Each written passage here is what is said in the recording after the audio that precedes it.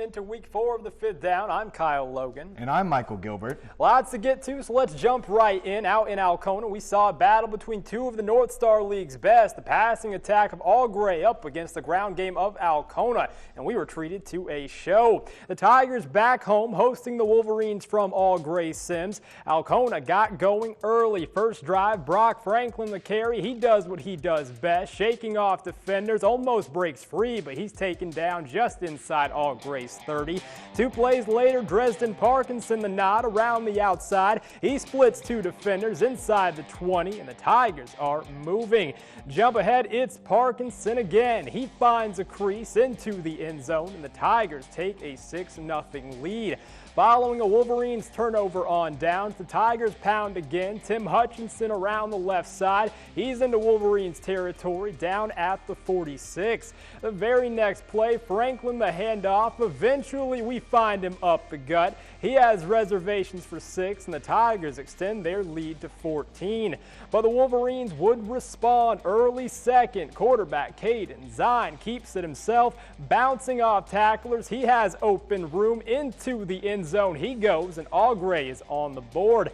But the Tigers were just too strong. Their next drive, 4th and 12, Damian Stewart finds Zach Ayers all alone. Alcona goes up 22-6. They went to the locker room up 30-6 and never looked back. Behind Franklin's 325 yards and 5 scores, the Tigers improved to 3-1. 58-20 is your final. The Posen Vikings hosted the Rudyard Bulldogs, which quickly turned into a high-scoring affair. Posen's tailback Doobie gets the handoff and rumbles into the end zone, ties it up 6-6. The following drive, Rudyard's QB calls the sneak and easily scores a TD. Rudyard takes the lead 14-6. Still in the first, Posen gives the pigskin back to Doobie again. He works to his left, takes the contact, and gets 6. It is all tied up at 14, and this is the turning point. Don't blink. Cody Coffey on the sweep, and he is gone. Nobody is catching that man. Momentum is starting to swing for the Bulldogs, 28-14 Rudyard. Late in the second, Posen is looking to counter. Kroll in the pocket, throws right, but it's deflected. That's a live ball. Rudyard scoops up the ball and takes it back all the way, 34-14 Bulldogs. But Posen would bounce back at the end of the first half with a touchdown pass, but couldn't keep up with Rudyard in the second half. Posen drops 2-2. Rudyard improves to 4-1. Final score 68-28 Rudyard Bulldogs. Out in Rogers City, the Hurons welcomed in the Hillman Tigers. Strong start for the boys in white.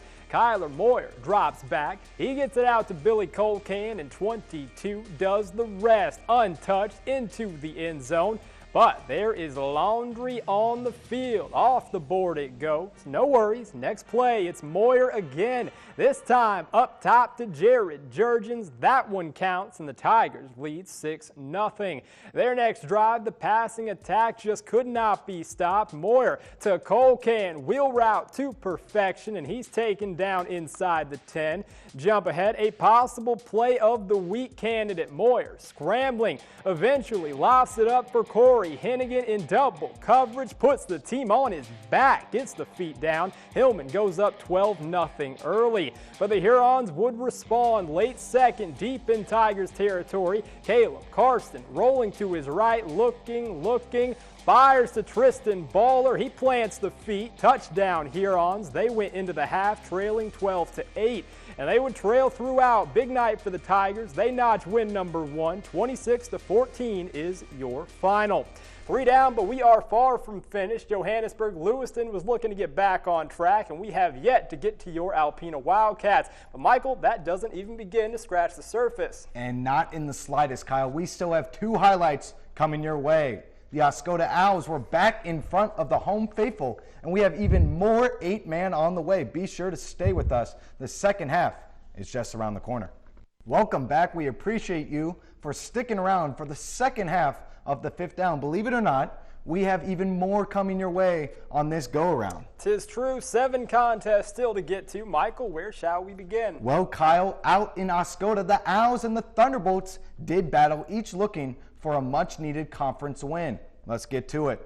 We got the Oscoda Owls against the Mayo Thunderbolts. Here we go. Alexander at the helm calls the play, takes it himself. That's how you execute the QB sneak. Owls go up 6. Alexander rolls to his right, rockets it to his receiver. Nice play using his legs to find an open wideout. And you might need a magnifying glass to see who scores here. Mayo in threatening territory. Somehow, someway, Bolts blast their way into the end zone. That would be their only score of the night. The Owls were too much of a force on offense. Oscoda cruises over Mayo, winning 40-6.